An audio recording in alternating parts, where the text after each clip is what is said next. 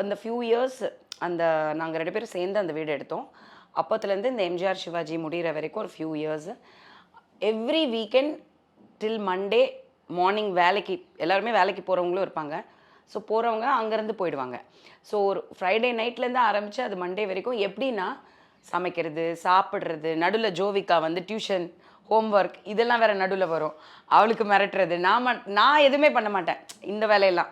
அதை ஃப்ரெண்ட்ஸ் பார்த்துப்பாங்க. ஸோ ஒரு மாதிரி ஒரு கூட்டு குடும்பம் மாதிரி அந்த மாதிரி ஜாலியான ஒரு டைம் வந்து it was there then. So அது வந்து மறக்கவே முடியாது.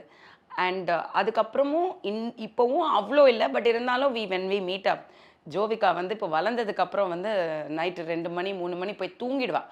எங்கள் அட்டகாசம் தாங்காமல் நாங்கள் ஏதோ ஒன்று டான்ஸ் ஆடிட்டு இருப்போம்.